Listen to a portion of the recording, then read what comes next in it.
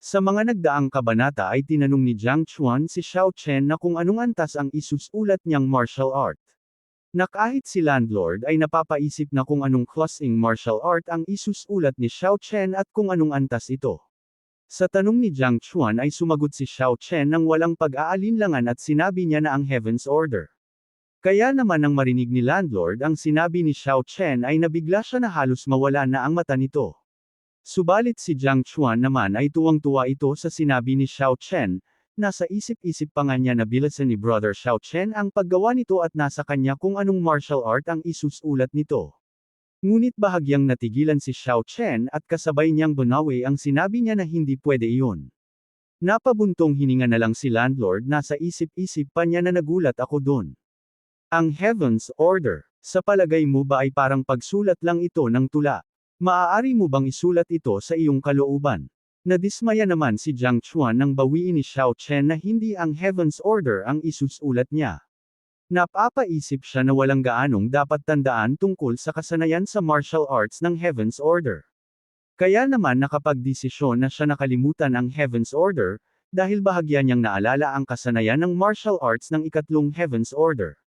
Sa sinabi ni Xiao Chen ay halos bumagsak ang panga ng dalawa nang marinig nila ang ikatlong Heaven's Order na isusulat ni Xiao Chen. Kaya naman tinanong ni landlord si Xiao Chen na kung tama ba na ang isusulat niya ay ang ikatlong Heaven's Order. Sinabi naman ni Xiao Chen na kung tutuusin, ito ay isang ikatlong ranggo ng martial art. Kahit na ito ay hindi partikular na makapangyarihan, ang kalamangan ay ang pagsasanay nito ay simple at ang mga ordinaryong tao ay maaaring magsanay.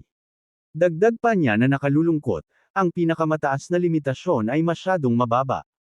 Bagamat isa itong makalangit na martial art, maaaring hindi nito kayang talunin ang ilang second-rank martial arts. Nasa isip-isip pa nga niya na ang kasanayan sa martial art ng ikatlong Heaven's Order, ang hakbang ng kulog, at makakapaglakbay ka ng libu-libong milya araw-araw. Sa kabilang banda naman ay ganun din ang nasa isip ni landlord na ang kasanayan ng martial art ng ikatlong Heaven's Order, ay ang hakbang ng kulog at makakapaglakbay ka ng libu-libong milya araw-araw. Matapos siya sa kanyang pag-iisip ay agad niyang sinabi kay Xiao Chen na wala pa akong nakikitang ganyan sa buong buhay ko, banibiro mo ba ako? Nadismaya naman si Xiao Chen sa sinabi ni landlord kaya naman pinatahimik niya ito at sabay sinabi na ikaw ay isang ignorante. Maya-maya pa ay sinabi na ni Xiao Chen na tapos na siya sa kanyang pagsusulat. Nagkaroon ng malakas na liwanag ang scroll at nagkakaroon ito ng reaksyon. Nagtataka naman si Xiao Chen at para bang may inaante siya dito. Ang dalawa naman ay hindi makapaniwala sa kanilang nakikita. Ilang sandali pa ay nagkaroon ng reaksyon ang kalangitan at lumabas dito ang malalakas na kidlat na patungo sa direksyon nila Xiao Chen. Natuwa naman si Xiao Chen na sa isip-isip pa niya na kulog pala. Ang walang kwentang martial art na ito ay maaaring humantong sa libu-libong bagyo, iyon ay medyo kawili-wili. Sa isip-isip naman ni landlord na ayon sa mga alamat, ang gradong ito ay nagiging sanhi ng mga pangitain ng espiritu. Ngayon alam na natin na isa talaga itong martial art of the Heaven's Order. Nasabi na lang din ni Jiang Chuan na isang bagyo. At bakit biglang kumulog? Nagulat naman si Xiao Chen dahil naramdaman niya itong tatama sa kanila. Ilang sandali lang din ay tuluyan na nga itong bumulusok sa Chunfeng Tower at sa lakas nito ay nabutas ang bubungan ng Chunfeng Tower. Gulat na gulat si landlord sa kanyang nasasaksihan dahil sa buong buhay niya ay ngayon lang siya nakakita nito, napahanga naman si Xiao Chen sa lakas ng kidlat. Binalutan ni Xiao Chen ng aura ang kanyang kamay upang salubungin ang kidlat na sabi pa nga niya na gusto mo ba akong saktan. Bumulusok ang malakas na kidlat na patungo kay Xiao Chen. Na agad namang sinabayan ni Xiao Chen habang natutuwa pa ito. Ilang sandali pa ay nagsalpukan na ang dalawang atake at nagkaroon ng malakas na pagsabog. Naiwan ang makapal na usok na may kasamang alikabok. Nag-alala naman ng bahagya si Jiang Chuan kaya naman dali-dali niyang tinanong si Xiao Chen na kung ayos lang ba ito. Sinabi naman ni Xiao Chen na sa kasamaang palad, mayroon akong ilang mga kayamanan na ibinigay sa akin ng aking master. Kung hindi, hindi ko talaga kayang labanan ang bagyong ito. Sa isip-isip naman niya na ito ay mas maginhawa upang magkaroon ng isang master's identity bilang isang kalasag. Natuwa naman si Jiang Chuan nang makita niyang ayos lang si Xiao Chen, subalit si landlord ay hindi pa din makapaniwala kaya naman nasabi na lang niya na kahanga-hanga ito. Sa labas naman ng Chunfeng Tower ay nagulat ang mga disciples na kung ano ang nangyayari na kung bakit nagkaroon ng kidlat at tumama sa Chunfeng Tower. Sinabi naman ng isang disciple habang natatawa na sigurado akong Diyos ang may gawa nito, ang Chunfeng Tower ay malamang na gumawa ng maraming pagkakamali at ito ang kabayaran. Nasabi na lang ni Wen Qingqing na ito ba ay isang thunderstorm. May dulot ba talaga sa Chunfeng Tower? Sinabi naman ni Aheng kay Wen Qingqing na kahit na medyo mahina ang Taiwanyo sa araw na ito, medyo mahina ito sa mga araw na ito, ngunit maaari itong magbigay sa atin ng maraming sorpresa. Sumagot naman si Wen Qingqing na naniniwala ka ba talaga doon? Dagdag pa niya na ayoko nang makarinig ng kahit ano, handa ka ba dahil papatayin natin ang pamilya Jiang at ang mabahong batang iyon? Sumang-ayon naman si Aheng dito. Sa kabilang banda naman ay tinawag ni Elder si Long Fei at sinabi niya na alam kong kailangan mo ang Mystic Palm upang iligtas ang kapatid mo. Ngayon na ito ay kinuha ng pamilya Jiang. Tatanggapin mo na lang ba ito? Sumagot naman si Long Fei na sabihin mo na ang gusto mong sabihin, bakit mo ba ako iniistorbo sa kalukuhang ito? Sinabi naman ng Elder na paano kung patayin natin si Jiang Chuan.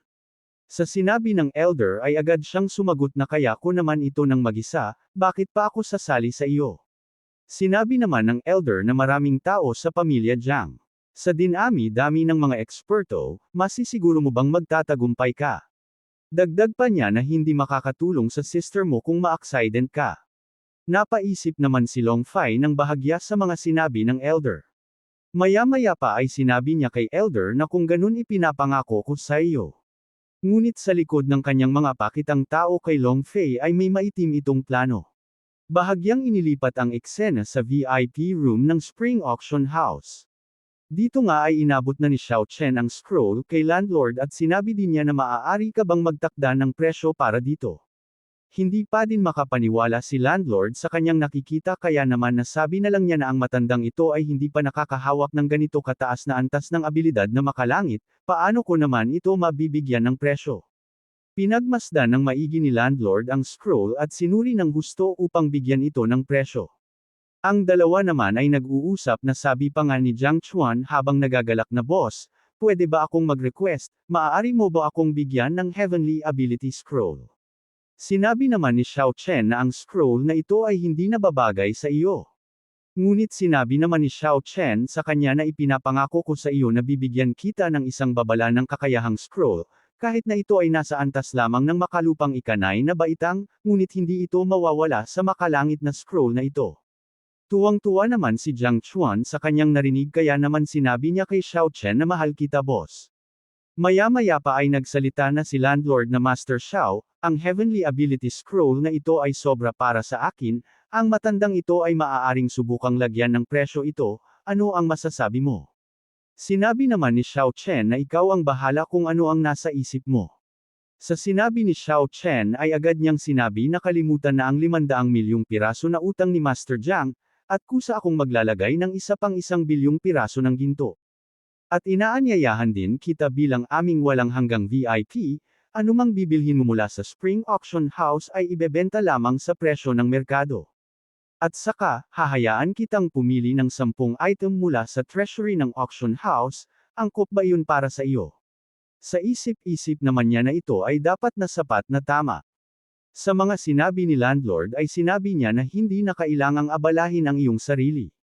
Ayoko kahit 1 sentimos. Hanggat ipinangako mo sa akin ang isang maliit na pabor na gagawin. Sumagot naman si landlord na wala kahit 1 sentimos. Ano ang iyong kahilingan, gagawin ko ang lahat sa aking kapangyarihan. Sinabi naman ni Xiao Chen na simple lang ito, kailangan mo lang akong samahan ng 3 taon. Matapos ang 3 taon magiging malaya ka na ulit, anong masasabi mo? Sa sinabi ni Xiao Chen ay bahagyang napaisip si landlord na kung magpapasakop ba siya sa isang nilalang na ito. Nilapitan naman siya ni Jiang Chuan at sinabi niya kay landlord na tanggapin mo na agad. Ano pa ang hinihintay mo? Ito ay 3 taon lamang, sa kapalit para sa isang Heavenly Ability Scroll, ito ay literal na isang pagnakaw. Sumagot naman si landlord na pero isa akong malakas na mandirigma na umabot na sa Heaven's Grade. Dahil nagdadalawang isip pa si landlord ay nagdesisyon na lang si Xiao Chen na bigyan pa ulit si landlord ng isang pang-earthly ninth tier scroll. Nagulat naman si Jiang Chuan sa kanyang narinig ngunit si landlord ay hindi pa din pumapasok sa kanyang utak ang sinabi ni Xiao Chen. Maya-maya pa nang mapagtanto niya ito ay bigla na lang nanlaki ang kanyang mata at hindi na agad nakapagsalita. At kasabay ang kanyang pagluhod sinyalas na tinatanggap niya ang alok ni Xiao Chen. Agad naman siyang pinatayo ni Xiao Chen. At sabay nagtanong na kung kilala ba ni landlord ang Long Fei na iyon. Sumagot naman agad si landlord na pamilyar ako sa kanya. Siya ang tagapag-alaga ng mahabang sambahayan, siya ay isang napakahusay na mandirigma, at isang napaka-responsable. Ang dahilan kung bakit siya pumunta sa auction na ito ay upang iligtas ang kanyang kapatid na babae na may malubhang sakit, Master Xiao, ibig mo bang sabihin? Sinabi naman ni Xiao Chen na oo, gusto kong sumunod siya sa ilalim ko. Pumunta ka at makipag-ugnayan kay Long Fei, hilingin sa kanya na pumunta at makita ako. Agad namang sinabi ni landlord na masusunod dadalhin ko siya agad dito. Bahagya namang may napansin si Jiang Chuan kaya naman sinabi niya kay Xiao Chen na boss, bakit pakiramdam ko ay parang Taiko ng itsura mo? Sa sinabi ni Jiang Meng ay bahagyang nainis si Xiao Chen na sabi pa nga niya na ano ang sinabi mo. Agad naman niyang sinabi nang makita niya ang reaksyon ni Xiao Chen na wala lang ito boss na habang siya ay kinikilabutan. Bahagya namang inilipat ang eksena sa kwarto ni Long Fei. Dito nga ay naiinis si Long Fei sa kadahilanang hindi niya nakuha ang napaka-importanteng bagay para sa kanyang sister, kaya naman ipinangako niya na para sa iyo sister handa kong gawin ang lahat. At sinabi niya na Jiang Chuan huwag kang magagalit sa akin kung ano man ang gagawin ko sa iyo. Ngunit bahagya siyang naabala nang may biglang kumatok sa kanyang pintuan. Kaya naman napalingon siya dito at malaking tanong sa kanya kung sino ang nang-aabala sa kanya. Nang mabuksan niya ang pintuan ay agad na nagbago ang kanyang reaksyon na sabi pa nga niya na kung ano ang kailngan ni Master Mao Feng. Ipinaliwanag naman ni landlord na may isang tao na gusto kang makita, kaya naman sumunod ka sa akin.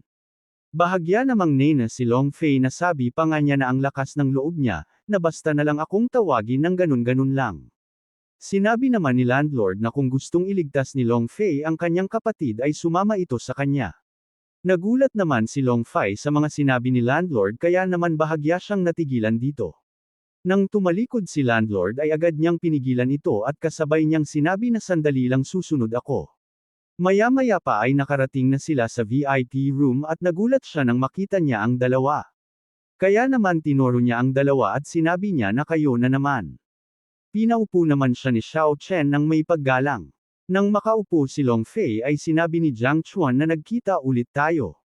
Maya-maya pa ay sinabi na ni Xiao Chen kay Long Fei na ang dahilan kung bakit kita pinapunta dito, ay bigyan ka ng isang pagkakataon.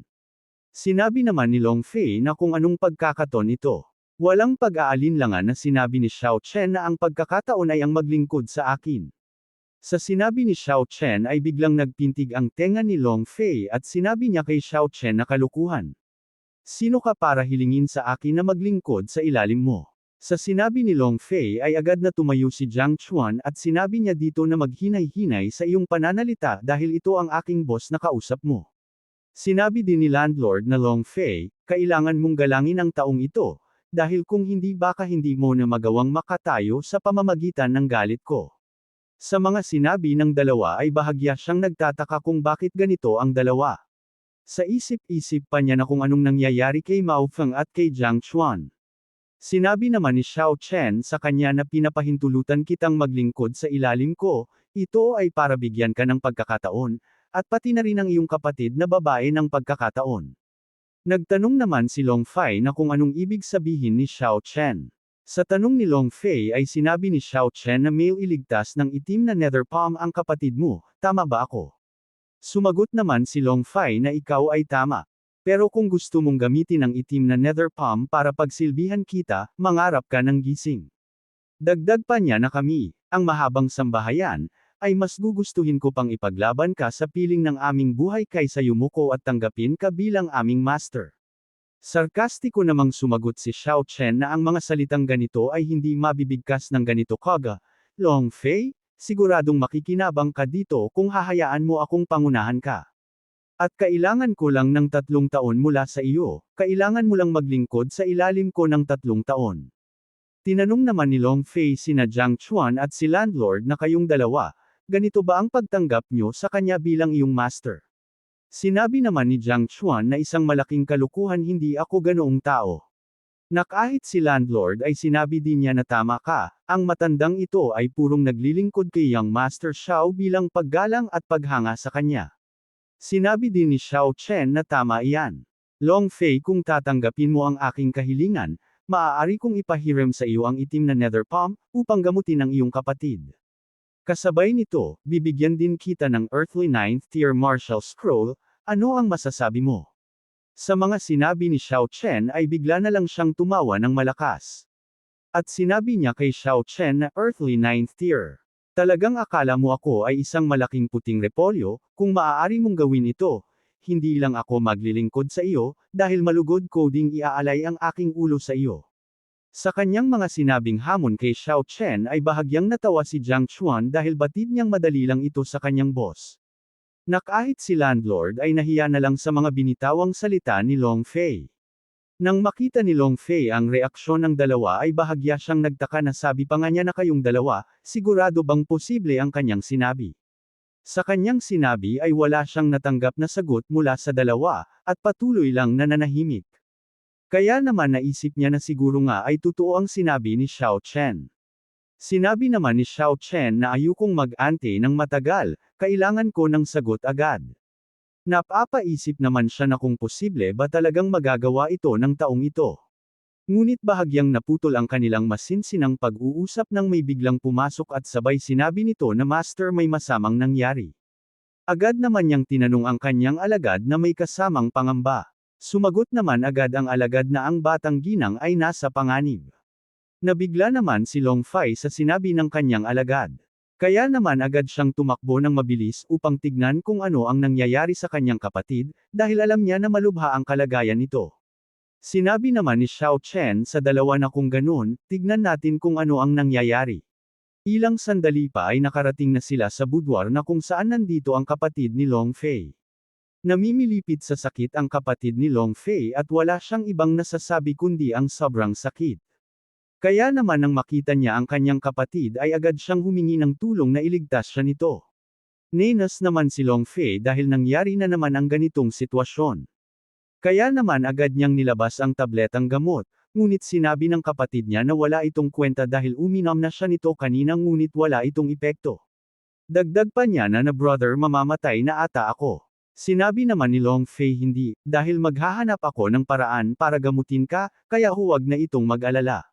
Nang makita ni Xiao Chen ang babae ay sa isip-isip niya na lumalabas na ito ay dugo ng Phoenix Bloodline, isa itong kayamanan. Nakiusap naman si Long Fei kay Xiao Chen at Jiang Chuan na kayong dalawa, pakiusap pakibigay sa akin ang mahiwagang palm. Hindi na kaya ng kapatid ko. Sumagot naman si Xiao Chen na sa kasamaang palad ay huli na ito. Dagdag pa niya na gusto mong subukang gamitin ang malamig na hangin ng misteryosong palad para pigilan ang kumukulo na dugo sa katawan ng iyong kapatid.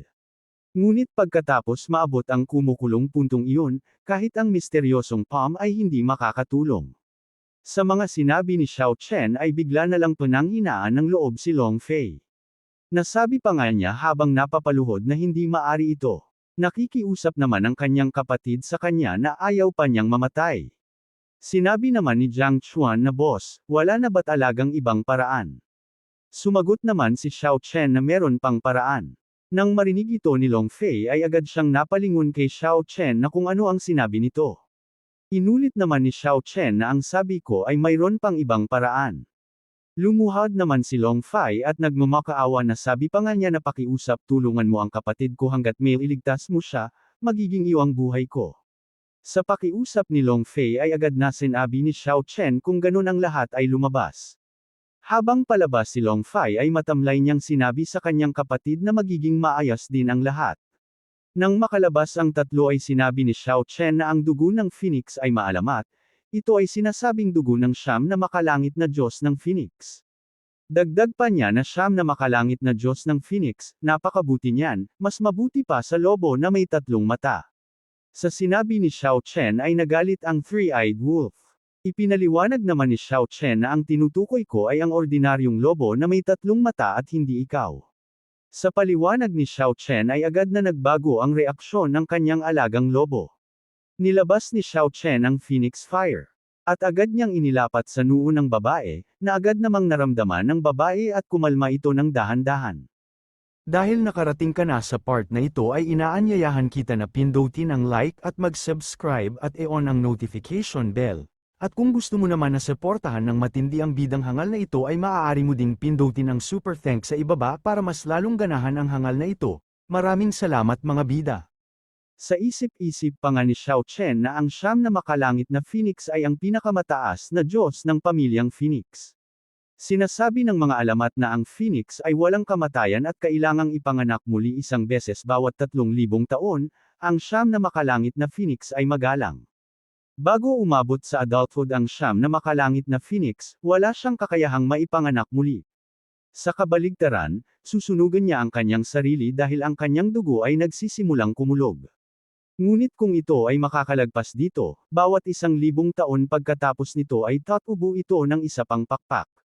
Pagkatapos ng 9,000 taon, ang 9 na pakpak ay magiging kumpleto at ang 9 na makalangit na Diyos ng Phoenix ay magiging kumpleto.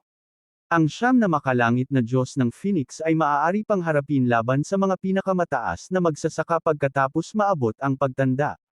Maya-maya pa ay ginamitan na ito ni Xiao Chen ng aura upang matulungan ito na makontrol ang kumukulong dugo ng babae. At makikita sa hitsura ng babae ang malaking pagbabago nito. At ilang sandali pa ay inangat ni Xiao Chen ang kanyang kamay at kasabay ang pagbanggit nito na tumayo. Dahan-dahan namang umaangat ang katawan ng babae na nababalutan ng asul na aura. Sinabi din niya na nagmana ng bloodline ang babaeng ito. Hanggat makaligtas siya sa kalamidad na ito, ang kanyang tagumpay sa hinaharap ay walang limitasyon. Maya-maya matapos ang kanyang malalim na pag-iisip ay agad niyang tinawag ang 9 reincarnation ng life and death. Lumabas ang life and death na enerhiyang asul, at hinanda niya ito upang buksan. Ilang sandali pa ay nakapasok na si Xiao Chen sa loob kasama ang babae. Nasabi na lang ni Xiao Chen na hindi ko inaasahan ito. Gumamit talaga ako ng heavenly level martial art para iligtas ang isang tao. Inangat ni Xiao Chen ang kanyang kamay at naglabas ng asul na enerhiyang bilog. Na agad namang pumulibot sa buong katawan ng babae. Maya-maya pa ay pinaghiwalay ni Xiao Chen ang life and death ng babae. Sinabi din niya na ang 9 na reincarnation ng life and death formula ay isang martial arts skill. Ang katawan ng tao ay maaaring pansamantalang hatiin sa dalawa, kalahating buhay at kalahating patay. Dagdag pa niya habang sinusunog ang patay na katawan na ang martial arts na ito ay maaari pang linlangan ng langit, sa pamamagitan ng paggamit ng pamamaraang ito, ang bangkay ay susunugan at epektibong may tatago mula sa langit at lupa na negel iligtas sa iyong buhay. Maya-maya pa ay tuluyan ng nilamon ng apoy ang katawan na patay ng babae. At ilang sandali lang din ay tuluyan na itong natunaw. Nasabi pa nga ni Xiao Chen na ngayon ay tapos na ang paghihirap mo. Dahan-dahan na naglalaho ang nilagay ni Xiao Chen na enerhiyang asul sa buong katawan ng babae. Makalipas ang sandali ay tuluyan na nga itong naglaho at nakalabas na din sila sa life and death space. At makikitang maayos na ang pakiramdam ng babae dahil nawala na din ang nangangalit na dugo ng babae. At dito na din matatapos ang ating episode 12 mga bidang hangal subalit hindi matatapos ang araw na ito nang hindi tayo nag-shout out, kaya naman shout out kay Bards Long, Ronnie Cardinal, shout out kay Steve De La Cruz, GGWTF, Marose Heruela, Joel Oven sabay from Kidapawan, shout out sa Delgado family from Siargao Island. Ilustrasyon V. Remil Guanzan, Zex Nacy, Ray Trinidad, Sammy. At sa mga hindi pa na shoutout ay huwag kayong mag-alala dahil nakalista naman ang iyong mga pangalan at nakikita ko ang mga comments nyo. Maraming salamat sa panunod at magkita-kita ulit tayo sa mga susunod na kabanata, kaya naman mangyaring pa-like na lang po.